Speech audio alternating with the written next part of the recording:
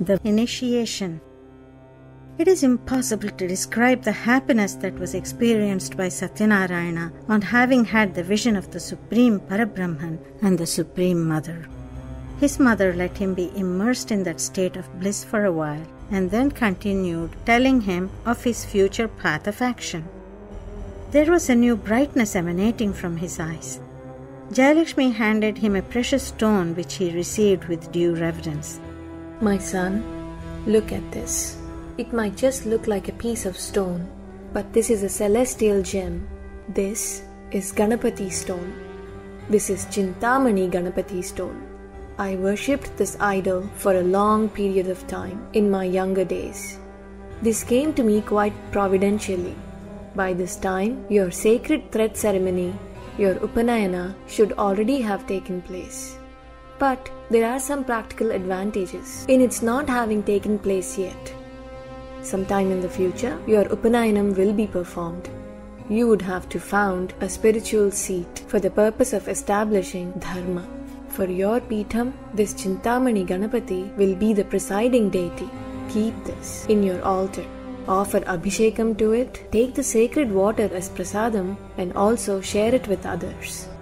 Suddenly the jewel, the special Chintamani Ganapathy stone, disappeared from Satyanarayana's hand. Neither of them said a word. Mother continued to speak, and Satyanarayana continued to listen.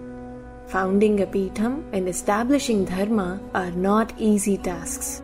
This duty is quite unlike the other sadhanas that you have done so far, like chanting of mantras.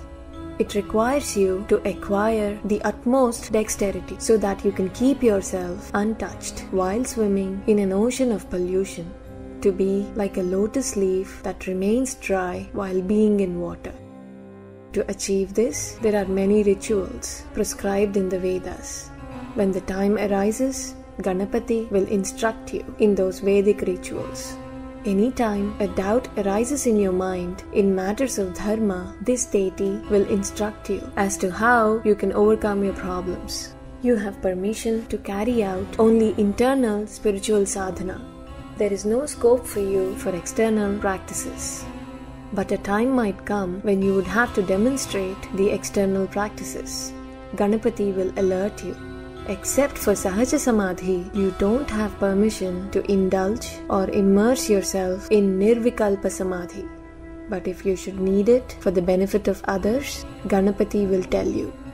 Remaining in a complete state of union with the absolute truth and at the same time fully functioning in the external world with complete awareness is called Sahaja Samadhi. That should become your natural state. To test yourself if you have achieved perfection in this, you have two sisters to help you. A soldier standing on the top of the ramparts of a fort, watching out for any possible enemy attacks from outside with the sole purpose of protecting the king inside, is exposed to danger constantly. But he achieves his victory by focusing on his duty to protect his king who is inside from the enemy who might approach in any disguise.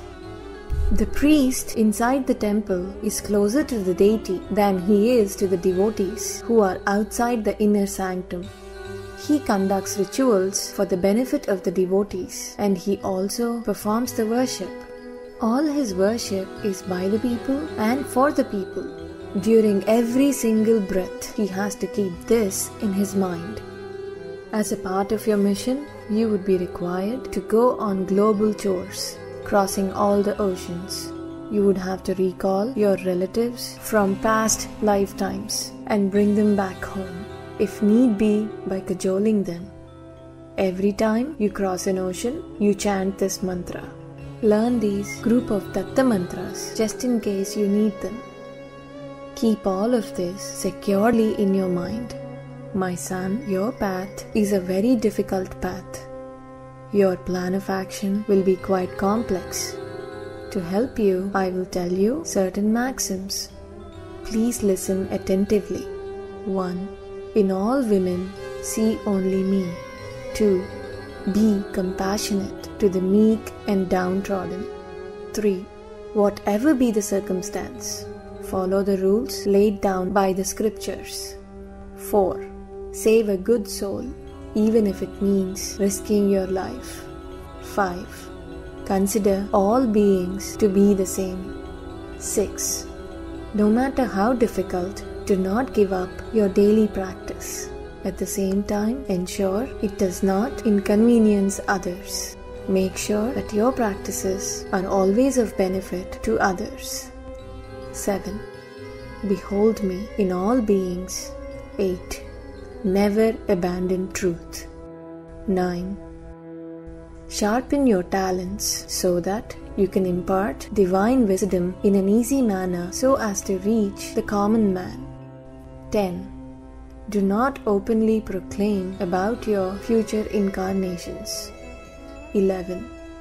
Take up the task of propagating Dharma. This should be done in an easy and pleasant style. 12. It does not matter even if you suffer, but lead your life in such a manner that it will not cause any kind of suffering or inconvenience to others. That's all. These are the 12 rules to live by. Now, Jupiter is in Taurus, which is your ascending sign at birth. You know the relationship of the suns in the sky, of the Jyotirlingas and the rivers on earth, of the seed letters, of the limbs of your body with the zodiac. Now you are fully initiated. After a 12-year cycle, your practice will become perfect and complete. Then it will become known to the world by itself. At that time, you would have to go through another round of effort. This is the will of my preceptors. May mankind benefit by your efforts. My dear son, Shankara Jayanti, the sacred day has set in. For a particular reason, I was born and led a worldly life. Your father is also at a very high level in his spiritual pursuits. He is on the path of detachment and renunciation. It may be hard to recognize this. My efforts were successful because of his cooperation. For another reason, I have to leave now. This Kala will follow me. Come on, come on. The time was Brahmi Muhurtam, time for the cowherds to wake up and start their work. Mother and son returned home.